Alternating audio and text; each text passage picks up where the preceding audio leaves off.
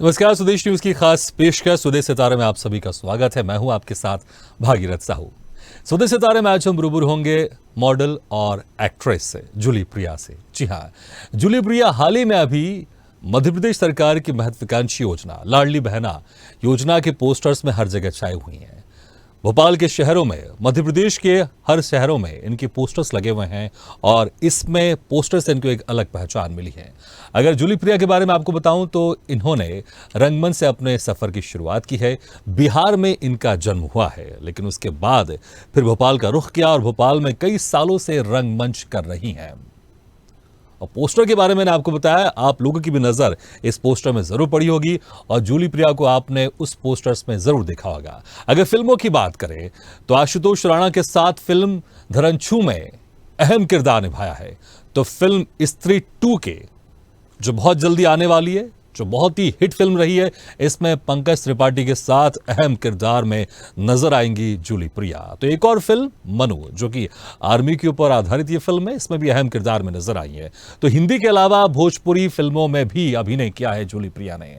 Film hello husband में अहम भूमिका निभाई है।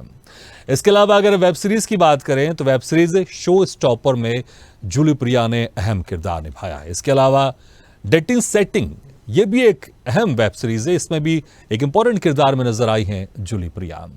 इसके अलावा एक म्यूजिक एल्बम भी इन्होंने किया है, कायम। इस म्यूजिक एल्बम में मुख्य भूमिका में नजर आई हैं और मॉडल भी हैं।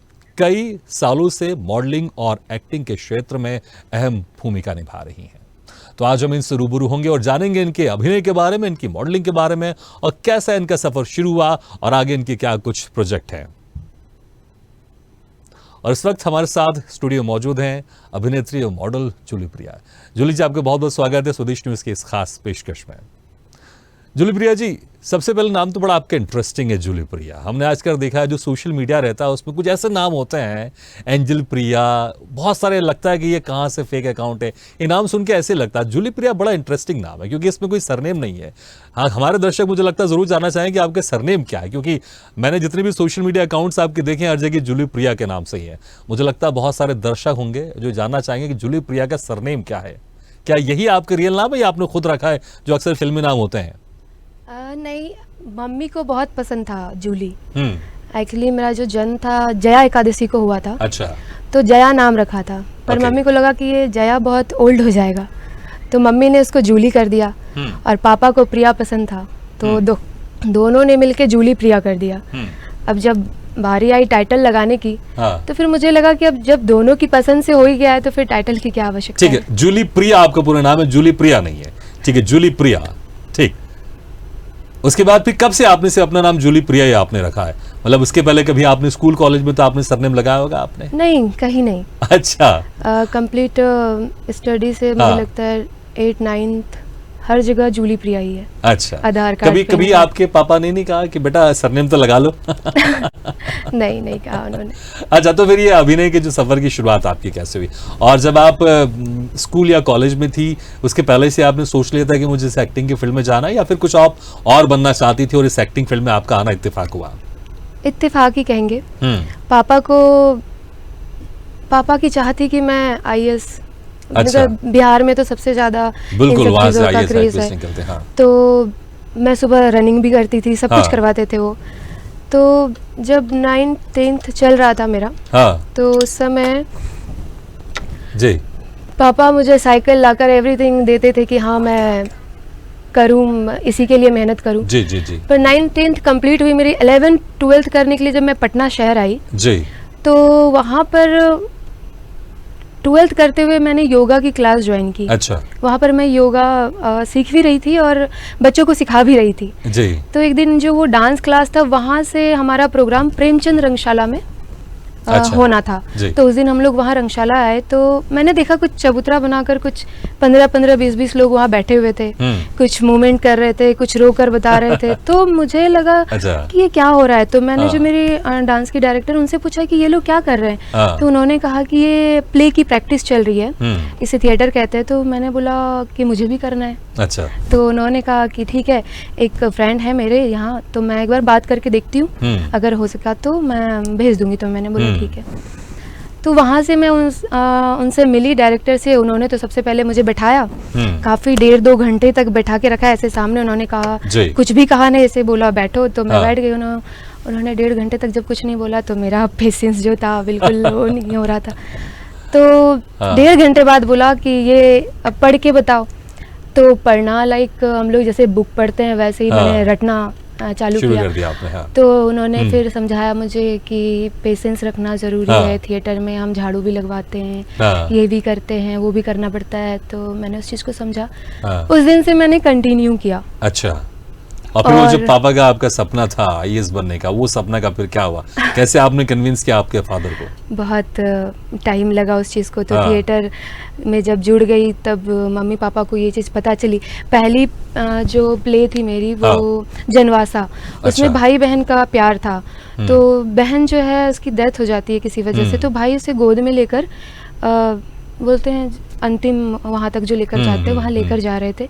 वो फोटो पेपर में छपी थी। अच्छा। और वो मेरे गांव के किसी कजन ने देख लिया शायद और मेरे फैमिली में ले जाकर दे दिया। अच्छा, उसके पहले तक पता नहीं था कि आपने एक्टिंग करना शुरू कर दिया? नहीं, बिल्कुल चोरी से कर रही थी। तो आप प्रैक्टिस के लिए क्या बोल के जाती थी आप? तो मैं पटना में शहर में रहकर पढ़ाई कर रही थी। मम्मी पापा गाँव में थे। मम्मी पापा से दूर थे आप? हाँ, तो उन्हें पता ही नहीं चला कभी। हाँ। तो फिर वो फोटो जब पता चला तो पापा को लगा कि ये मतलब हमारे गांव में तो यही कहा जाता है कि बेटी पढ़ने गई थी बर्बाद हो गई। अच्छा। तो उन्होंने मुझे बिना कुछ बताए घर बुला लिया, बोला मम्मी की तबीयत बहुत खराब है, घर आ जाओ।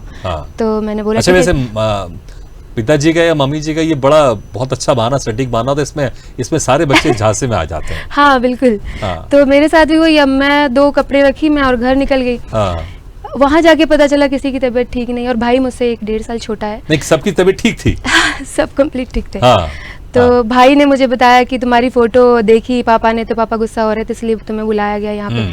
तो फिर जैसे तैसे करके उनको मनाया, लेकिन वो माने तो नहीं। अच्छा। फिर ऐसी ही जर्नी रही कुछ सालों तक। फिर लड़ी में घर से कि नहीं मुझे करना है, पर ऐसा कभी कुछ हुआ नहीं। माने नहीं वो। फिर मैं वापस पटना आई पढ़ाई के लिए जैसे तैसे। फिर थिएटर तो उसका तो क्रेज जा ही नहीं रहा था, मतलब कहते हैं ना एक नशा वो थिएटर का, तो वो मुझ पे चढ़ गया था।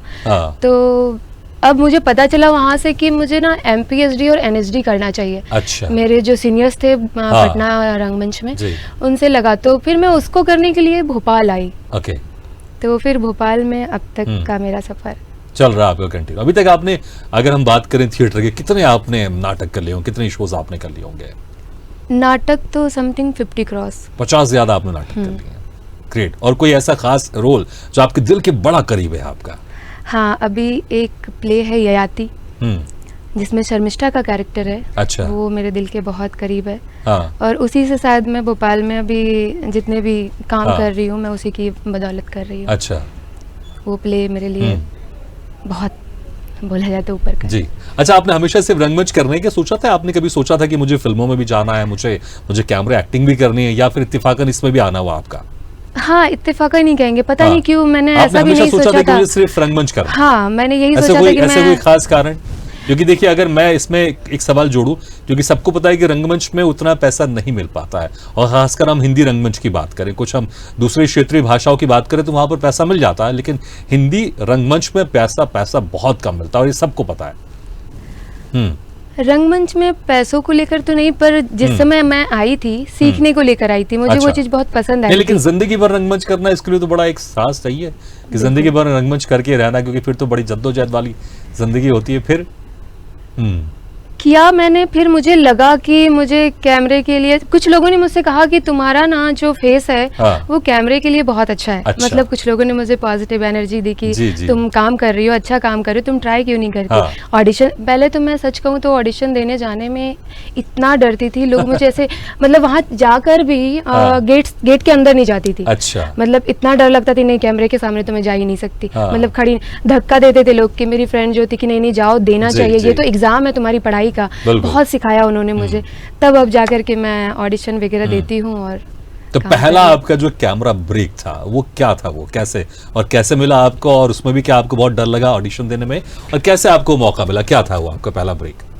जैसा कि मैंने बताया, ययाति याति में मेन ये कैरेक्टर। तो आपके थिएटर प्ले था। हाँ, उसी से मुझे यहाँ पर सभी जानते हैं बंटी जोशी सर को, उन्होंने वो प्ले देखा था। हाँ। तो जब मुंबई से धरंजू के लिए टीम आई थी यहाँ पर, जो फिल्म थी जिसको आपने आशुतोष राणा जी के साथ हाँ, किया था, हम कुछ फोटोज में दिखा रहे हैं दर्शकों को। बिल्कुल जी।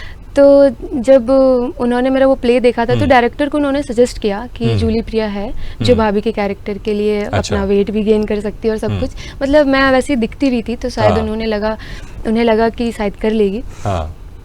तो मैं उस समय 3 दिन के लिए बाहर थी और 3 दिन से डायरेक्टर यहाँ भोपाल में थे, उन्होंने वेट किया 3 दिन मेरा। हाँ। मुझे सच में उस दिन भी जाने में मैं बार बार उन्हें टाल रही थी, सर मैं आ ही नहीं पाऊंगी, पहुंच ही नहीं पाऊंगी। तो वो कह रहे थे नहीं हम वेट कर रहे हैं, तुम आ जाओ। तो तीसरे दिन मैं पहुंची, जैसे तैसे डरी सहमी सी वो बैठे थे ऐसे सामने, मैं ऐसे बस सर झुका के ऐसे खड़ी थी, सुन रही थी, देख रही थी। फिर जैसे उन्होंने डायरेक्टर ने मुझसे कहा कि तुम्हें डरने की बिल्कुल ज़रूरत नहीं है, तुम्हें किस बात की चिंता है, तुम सीन नहीं कर पाओगी, डायलॉग नहीं बोल पाओगी, हम करवा लेंगे। तुम्हें जब भी ऐसा डर लगे तो तुम इसमें वैन में सबसे पहले 1 घंटे के लिए मुझे बुलाना, डिस्कस करना, देन हम शूट करेंगे, टेक करेंगे, रेडी हो। फिर तो उनसे बात करने के बाद मुझे लगा कि हाँ ठीक है, कर लूंगी मैं, कर लेंगे आप। तो पहला जो टेक था आपका वो क्या फर्स्ट टेक में हो गया था या उसके लिए बहुत टेक देने पड़े आपको? नहीं बिल्कुल नहीं देने पड़े। जिस दिन मेरा पहला शूट था उस दिन मैंने सारे गुरु को कॉल लगा लिया कि मतलब मुझे सेट पे जाना था उस दिन। तो जितने भी मेरे थिएटर के गुरु थे, जितने सीनियर्स हैं, सबको लगा सर कैसे करूँगी मैं, मुझसे पता नहीं हो पाएगा कि नहीं, अभी से मेरी ऐसी हालत हो रही है। तो उन्होंने सब ने मुझे पॉजिटिव एनर्जी देके कहा कि जैसे ही जाओगे क्रू मेंबर से मिलना, बातचीत करना, तो तुम्हारा एक माहौल चेंज हो जाएगा और तुम कर पाओगी। तो मैंने बोला ठीक है। तो वहाँ से फिर नहीं, डर तो लगा ही नहीं। फिर वहाँ जाने के बाद जब फर्स्ट टेक था तो जो डायरेक्टर सर थे उन्होंने पीठ पे हाथ रख के 2 ऐसे ताली बजा और कहे सही कास्ट थी मेरी। आशुतोष राणा जी के साथ आपने इसमें काम किया था, कैसा एक्सपीरियंस था उनके साथ काम करने का? बहुत अच्छा। मतलब उनसे कहा जाए तो सीखने को मिला, क्योंकि थिएटर सच में एक अलग चीज़ है और फिल्म कैमरे के सामने जो हम करते हैं उसमें बहुत डिफरेंस है। उनका डायलॉग डिलीवरी, मतलब जैसे फर्स्ट डे वो आए थे, उनका मिलने का तरीका, सबसे 1 by 1 सबसे मिले वो, और जब वो डायलॉग डिलीवरी कर रहे थे तो वाओ, मतलब एकदम ऐसा लग रहा था जैसे सामने बात कर रहे हो, कुछ समझा रहे हो। उनसे लगा कि हाँ ये है, ऐसा होना चाहिए। कोई ऐसी खास उनकी लाइन या कोई ऐसी कोई खास बातें जो उन्होंने आपके लिए की और आपको बड़ा याद हो? नहीं। या उनकी कोई ऐसी खास बातें जो आपको बड़ी पसंद आ गई? जैसे हालांकि जिक्र तो आप कर ही रहे थे कि ऐसा लग नहीं रहा था कि वो एक्टिंग कर रहे हैं, ऐसा लग रहा है जस्ट सामने बातें कर रहे हैं वो। उनका ना नेचर मुझे बहुत पसंद आया, जिस तरीके से वो 1 by 1, और हाँ उन्होंने कहा कि या चंदा भाभी, मेरा कैरेक्टर का नाम चंदा भाभी था, उन्होंने शायद स्क्रिप्ट पढ़ी होगी तो उन्हें याद होगा। तो मुझे उनका ये अच्छा लगा कि चलो कम से कम इतना नॉलेज रखते हैं, हम लोग तो सच में देखते नहीं है अभी कि हाँ कौन क्या कैरेक्टर है, पर उन्होंने इतना ध्यान रखा था, मुझे ये बहुत अच्छा लगा उनका। अच्छा, एक और बड़ी फिल्म में आपने काम किया, स्त्री 2, जो कि अभी अपकमिंग है। इसका जो पहला पार्ट है बड़ा ही हिट रहा है और लोगों ने इसको बहुत पसंद किया है, और स्त्री का लाना, ये डायलॉग बड़ा फेमस है। अब ये इसका सेकंड पार्ट आने वाला है, तो इसमें पंकज त्रिपाठी जी के साथ आपने बहुत एक अहम किरदार में, हम फोटोज भी दिखा रहे हैं, तो क्या कुछ इसमें एक्सपीरियंस है, जरा वो बताएं आप। पंकज सर के साथ ऐसा रहा कि जब वो आए तो हमारा सुबह 5 बजे से सीन लगा हुआ था। सुबह 5 बजे से टेक चल रहे थे, सर आ रहे थे, फिर सीन करके जा रहे थे। बीच में फिर समय मिला हमें बात करने का, सर खुद ही बात कर रहे थे सबसे। तो अच्छा, इसमें एक जोड़ना चाहूंगा, मैं जब भी देखता हूँ मुझे कौवा बिरयानी याद आ जाते हैं वो। सही तो आपने भी कुछ उनको जिक्र किया इसको लेकर, या आपके जहन में भी उनको देखते से कौवा बिरयानी याद आ जाता है? हाँ, आता है, बिल्कुल आता है। तो जब डिस्कशन स्टार्ट हुआ तो सबसे वो डिस्कस कर रहे थे आप कहाँ से हैं, कैसा है, आपको तो फर्स्ट में भी, स्त्री फर्स्ट में भी देखा था। तो ऐसा डिस्कशन चला। तो फिर उन्होंने मुझसे पूछा तुम कहाँ से हो, तो मैंने बोला पटना से। तो उनका डायलॉग था, ए पगली पहले कहीं नहीं बताई रे। तो मैंने बोला अच्छा, उन्होंने ऐसी ऑफ द कैमरा आपको? हाँ, आपको बोला, क्योंकि वो भी पटना से, तो उनको लगा कि शायद मुझे पता नहीं है, इसलिए मैंने उनको बताया नहीं। तो तुमको पता है कि नहीं मैं पटना से हूँ। पटना वालों की आपस में बहुत पटती है। बहुत ज्यादा। तो बहुत हैप्पी हुई पटना थिएटर को लेकर के। उन्होंने अपनी जर्नी कहाँ से कहाँ पहुँचे हो, पटना जिस थिएटर में प्रेमचंद रंगशाला की बात कर रही हूँ, वहाँ पे उन्होंने थिएटर किया हुआ है, ये मुझे जानने को मिला उनसे। और फिर वो NSD गए, ये सारी काफ़ी डिस्कशन हुई उनसे। बहुत और अच्छा मुझे लगा। लगता है बहुत इंस्पिरेशन भी उनको देखकर मिलता है, क्योंकि हम जिस फिल्म की बात कर रहे हैं फिल्म में उनका बहुत छोटा सा किरदार था। अब देखिए आज कितने बड़े बड़े किरदार निभाते हैं, बहुत सारी फिल्में ऐसी होती हैं जो पूरे उसमें मुख्य भूमिका की नज़र में आते हैं वो, तो उनसे बहुत कुछ सीखने को मिलता है कि एक छोटे से किरदार से अगर आप लगातार मेहनत करते जाते हैं, आप अगर आपको अपने ऊपर कॉन्फिडेंस है तो आप आगे चलकर आप एक अहम किरदार, एक अहम हिस्सा बन सकते हैं बॉलीवुड का। और आप देखिए आज हिंदी फिल्म इंडस्ट्री के एक अहम हिस्सा है वो पंकज त्रिपाठी जी, एक बहुत ही बेहतरीन अदाकार, इसमें कोई शक नहीं है। अच्छा, लगातार भी बहुत सालों से आप काम करती जा रही हैं, बहुत संवाद आपने बोलेंगे, कुछ और सवाल हम जरूर आपसे करेंगे, लेकिन कोई ऐसा मनपसंद संवाद आपको, चाहे वो थिएटर का हो या जो आपकी फिल्मों का है, अगर आपको याद हो तो हमारे दर्शक जरूर सुनना चाहेंगे। एक थिएटर का एक मतलब प्ले है अपना छुट्टी, जो नीति मैम ने डायरेक्ट किया है, उसका एक डायलॉग है, वो मेरे लिए चुनौतीपूर्ण था जी, बिकॉज वो मराठी प्ले था। अच्छा। तो सकूबाई का कैरेक्टर था उसमें। एक डायलॉग है, जो मेरे बॉस हैं जिसके घर में मैं नौकरानी का काम कर रही हूँ, उनके दोस्त आते हैं तो वो कहते हैं कि सकूबाई आज तो तुम ऐसी चाय बनाओ कि पी के तन बदन नाचने लग जाए, झूमने लग जाए। तो उधर से सकूबाई गुस्से में आती है, कहती है वो क्या है ना साहब, हमारे घर ना भैंस का दूध आता है, नौगिन का नहीं कि तन बदन झूमने लग जाए, नाचने लग जाए। तो लाइक ऐसे कुछ बहुत बढ़िया, इंटरेस्टिंग, वाकई इंटरेस्टिंग संवाद है। अच्छा, जो मैं एक पोस्टर की बात कर रहा था शुरुआत में दर्शकों से, अभी मध्य प्रदेश सरकार की एक बहुत ही महत्वाकांक्षी योजना है लाडली बहना योजना, और इसको लेकर बड़ी चर्चा हर जगह। इसमें इस पोस्टर में आपको एक अहम जगह मिली है। हम कुछ पोस्टर्स भी हम दिखा रहे हैं दर्शकों को। पोस्टर्स में होने से क्या कुछ बदला, क्योंकि इतने बड़े बड़े होर्डिंग्स लगे, मैंने खुद देखे। जब भी मैं शहर निकलता हूँ, ऑफिस से घर जाता हूँ, घर से ऑफिस जाता हूँ, मुझे बहुत सारे ये पोस्टर्स देखते हैं, उसमें आपकी जगह दिखाई देती है उसमें। तो कैसे इस पोस्टर से जुड़ना हुआ, और उसके बाद क्या कुछ रिएक्शंस आए होंगे लोगों के, कुछ आपके पास फोन भी आए होंगे, आजकल तो सोशल मीडिया का जमाना है, बहुत सारे लोग कमेंट्स भी करते हैं, तो कैसा कुछ एक्सपीरियंस था इससे जुड़ने का, कुछ बताया आप, यादगार इंटरेस्टिंग चीजें।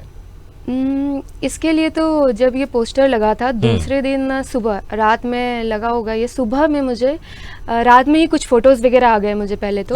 सुबह में मैं सो ही रही थी, तभी मुझे मेरे फ्रेंड का कॉल आया, प्रिया यार भोपाल में पोस्टर लगे हैं। तो मैं बता नहीं सकती, मैं सच में मैं उठी और ब्रश किया और सीधा गाड़ी उठा के निकली, पूरे शहर छाना कि कहाँ कहाँ लगे हैं ये पोस्टर। तो देख के आई, गिन के आई। इसके बाद दूसरे तीसरे दिन फिर वो पोस्टर निकल गया। एक्चुअली वो आई डोंट नो कोई प्रॉब्लम हुई है। लेकिन कुछ पोस्टर्स मैंने कल ही देखे हैं, मैंने बहुत सारे पोस्टर्स कल ही देखे हैं मैंने। इसके बाद 2-3 दिन बाद फिर से पूरे शहर में लग गए। मतलब उस समय उधर गए थे, फिर मुझे लगा थोड़ा निराश हुए होंगे आप ना कि बहुत जल्दी उतर गए पोस्टर्स। बहुत ज्यादा मुझे लगा कि ये 2 दिन के लिए लगे थे, इतनी मेहनत 2 दिन की थी। लेकिन जब 2 दिन बाद फिर से लगे पूरे शहर में, मतलब मैंने जहाँ नहीं सोचा था वहाँ लगा, तब लगा कि हाँ अब ठीक है, और काफी दिनों से भी लगा हुआ है। इसके लिए मुझे याद है कि एक बार एक सर का कॉल आया, वो एयरपोर्ट से किसी को ड्रॉप करके आ रहे होंगे, सामने उन्होंने वॉल पे देखा तो कहते हैं, अरे प्रिया पता है मैंने तुम्हें फ़ोन इसलिए लगाया कि ये जो सीएम साहब हैं और अपने पीएम साहब, इनके बगल में एक लड़की है पता है, डिट्टो तुम्हारी तरह दिखती है। अच्छा। मैंने बोला हाँ मेरी तरह दिखती है, जबकि मैं खूब हंसने लगी फिर। तो उन्हें लगा ये हंस रही है, इसकी हंसी बता रही है कि शायद ये जानती है इस बारे में। अच्छा, नहीं उनको पता था कि आप हैं या फिर वो भी आपके साथ तंज रहे? नहीं। अच्छा, उनको नहीं पता ही नहीं था। उनको मेरी हंसी से लगा कि ये हंस रही, कहीं ऐसा तो नहीं कि इसको पता है कि इसकी ये पोस्टर है। तो वो कहते कहीं तुम्हारा ही तो नहीं है? मैंने बोला हाँ सर मेरा ही। तो बोलते हैं अच्छा। वाकई। इसके अलावा और कुछ इंटरेस्टिंग कमेंट आपको सोशल मीडिया में या कुछ फोन में किसी का आया हो आपके पास?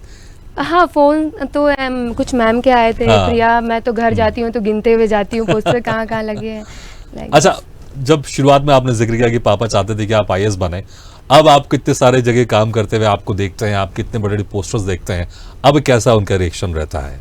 Very happy. अब बोला जाए तो उनको कोई शिकायत ही नहीं है जी। मतलब पहले उनको लगता था कि मैंने सभी जो माँ पापा हैं सबको लगता है कि इस फील्ड में कुछ नहीं है, ऐसा है, पता नहीं क्या होगा आगे चल के, कैरियर कुछ भी नहीं है इसमें। बट जब आप धीरे धीरे कोशिश करते हो और कुछ दिखता है, कुछ जब तक दिखता नहीं है तब तक माता पिता को लग ही नहीं सकता कि आप कुछ कर रहे हो या कर पाओगे। पर जब छोटी छोटी चीजें उन्हें दिखी तो वो खुद ही फोन लगा के कहते हैं हाँ मैंने देखा, ऐसे ही काम करते रहो और मेरा नाम ऊंचा करते रहो जी। अच्छा, आप मॉडलिंग भी करती हो और आपने एक म्यूजिक एल्बम भी किया आपने जो कायम है, उसमें आप मुख्य भूमिका निभाई आपने, तो कैसा था? क्योंकि आप थिएटर करते हैं, आप फिल्में करते हैं आप, और मॉडलिंग में रैम में करना होता है। म्यूजिक एल्बम थोड़ा सा डिफरेंट होता है क्योंकि आपको उस पर लिपसिंग करनी पड़ती है। तो इसका एक्सपीरियंस कैसा था? अगर एक आध लाइन अगर आपको याद हो इस म्यूजिक एल्बम की तो हमारे दर्शक जरूर सुनना चाहेंगे। जब तक हमारा साथ ये कायम है, जब तक दिलों में वफा का मौसम है, कहो फिर काहे का गम है, क्यों आंखें नम है, महर खुदा की हम पे सनम है। ये दिल तो प्यार मांगे है, तेरा एतबार मांगे है, खुशी में तू कर न कर शामिल, गम में हक यार मांगे है। बहुत बढ़िया, आप भी अच्छा खासा गा लेती हैं।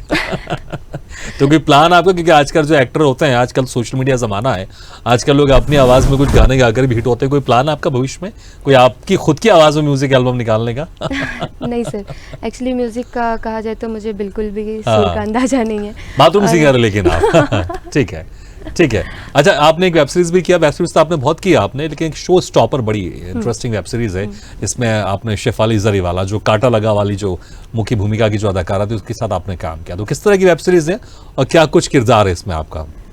इसमें मैं जो हूँ उनकी फ्रेंड रहती हूँ, फ्रेंड का कैरेक्टर है। मेरे एक्चुअली 3-4 बच्चे हैं और उनको नहीं हो रहा है, मतलब वो एक ऐसे कपल है जिनके साथ कोई प्रॉब्लम चल रही है और मेरे पास है, पर जब भी वो मेरे घर के पास से गुजरती है तो वो मेरे पास आती है, मतलब बोला है तो बच्चों से मिलने, उनको अच्छा लगता है।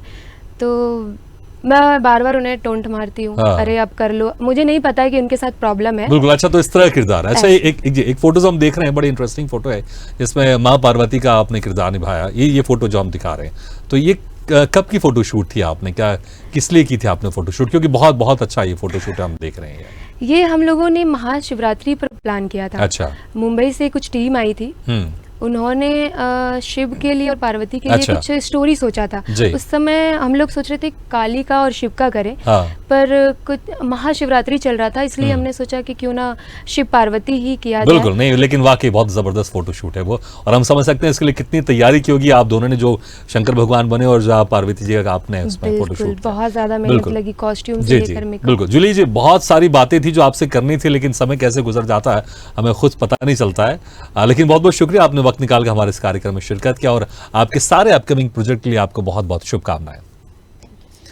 तो सुबह सितारे में आज हम रूबरू हुए अभिनेत्री और मॉडल जूली प्रिया से। अगले बार हम फिर किसी शख्सियत से मुलाकात करेंगे, तब तक ली दीजिए इजाजत। लेकिन खबरों का सिलसिला लगातार जारी है, आप देखते रहिए स्वदेश न्यूज, सबसे पहले देश। ऐसी ही खबरों के लिए हमें लाइक करें, शेयर करें, फॉलो करें और यूट्यूब पर सब्सक्राइब करें और बेल आइकन दबाना ना भूलें। साथ ही ताजा अपडेट्स के लिए हमारी वेबसाइट swedeshlive.com पर जरूर जाएं।